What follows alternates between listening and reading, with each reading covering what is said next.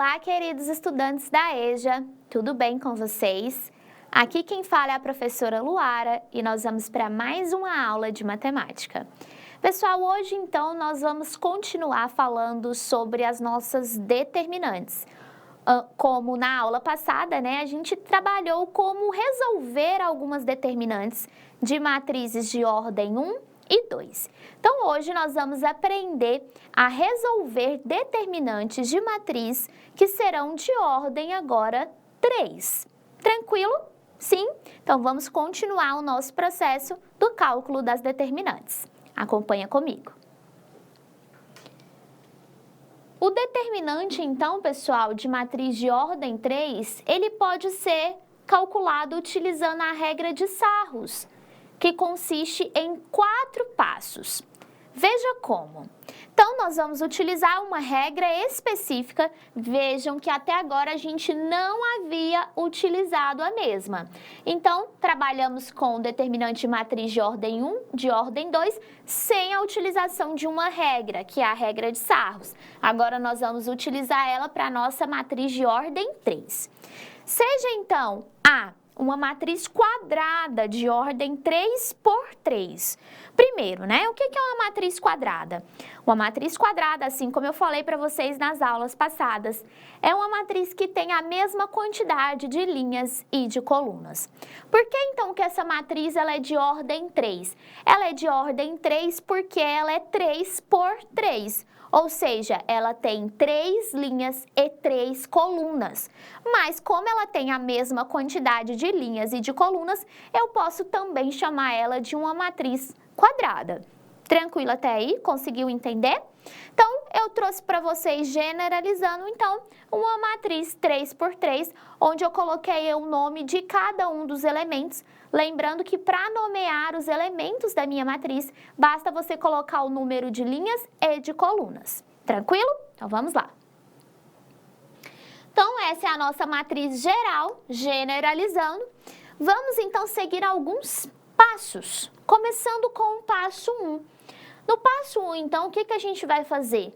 Nós vamos repetir as 2 primeiras colunas ao lado da matriz. Vejam que a matriz, ela fechou aqui, correto? O que eu vou fazer, então? Eu vou trazer a primeira e a segunda coluna dessa minha matriz e repetir ela aqui logo ao lado da minha matriz. Ou seja, o elemento A1, A2, A3, depois o elemento A1, A2, A3. Esse, então, é o primeiro passo, repetir as 2 primeiras colunas ao lado da matriz. Vamos, então, agora para o segundo passo. Você deve, então, multiplicar os elementos da diagonal principal e de suas paralelas, que contém 3 elementos, onde eu vou colocar o desenho para vocês, né, como setas azuis, mantendo, então, o sinal do produto. Antes de explicar, então, esse passo 2, só lembrando, quando a gente trabalhou com matriz de ordem 2, nós também trabalhamos com a multiplicação de diagonais principais, não foi? Então, tá mais ou menos parecido com o que a gente viu até agora. Passo 3, nós vamos, então, multiplicar todos os elementos da diagonal secundária e de suas paralelas, que contém 3 elementos, que estão descritos aí no nosso desenho como seta vermelha. E aí a gente vai trocar o sinal desse produto. O que ele está falando, então? No passo 2, depois que a gente fez a repetição dessas nossas colunas, você vai multiplicar todas as suas diagonais principais. Ó. Por que está um sinalzinho de mais? Porque a gente não vai mudar o sinal dessa multiplicação. Nós vamos multiplicar todas as nossas diagonais principais. Menos, assim como a gente fez na de ordem 2, vamos multiplicar todos os elementos da diagonal secundária. Ou seja, mesmo que a multiplicação dê um número positivo, o resultado tem que ser negativo, tá? E se o resultado der negativo, ele vai virar o quê? Positivo, porque eu vou ter que inverter o seu sinal. E assim, a gente consegue, então, encontrar o determinante de uma matriz de ordem 3. Então, vamos relembrar os 3 passos.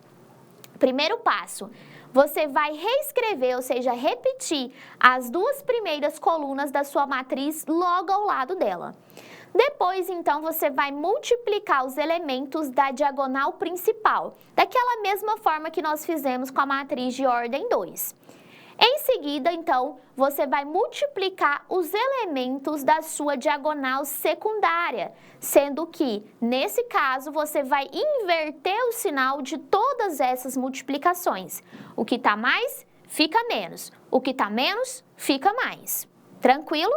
Sim? Entenderam o passo a passo?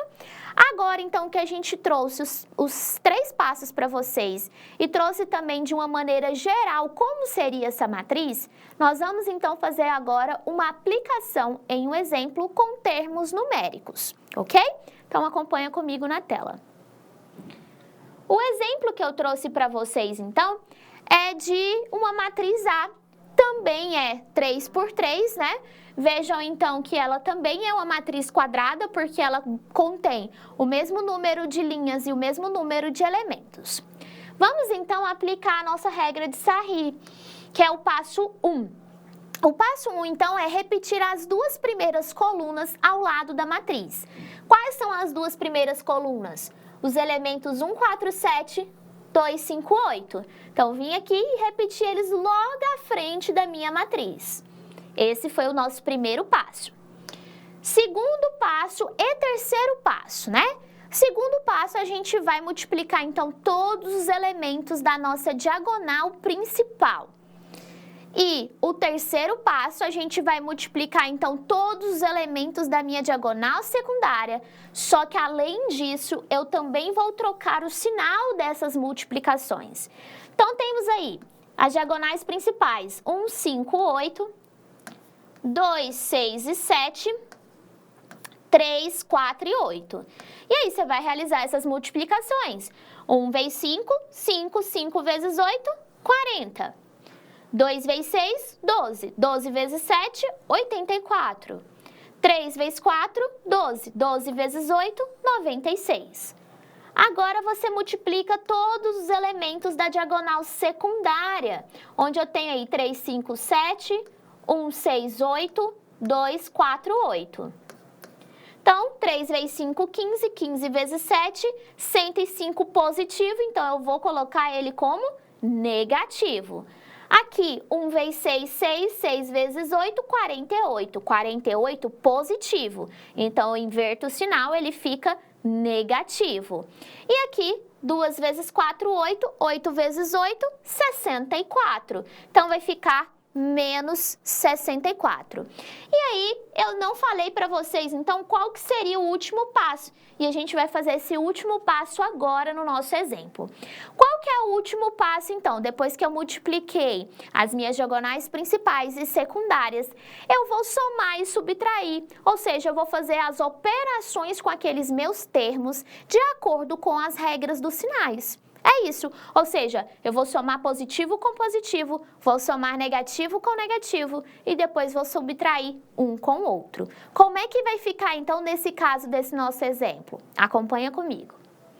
Os elementos que nós encontramos no determinante de A, então, foi menos 105, menos 48, menos 64, mais 40, mais 84, mais 96. Você somaria todos os elementos negativos, todos os elementos positivos e iria subtrair um com o outro. E aí você encontra, então, o determinante dessa nossa matriz 3 por 3, que seria igual a 3. Fechando aí o nosso exemplo e a nossa última aplicação do cálculo de um determinante, onde nós temos aí uma matriz 3 por 3. Tranquilo? Acompanharam? Conseguiram compreender? Então, por hoje é isso. Próxima aula, então, vocês vão continuar com o professor Luan, trabalhando um pouco mais sobre determinantes.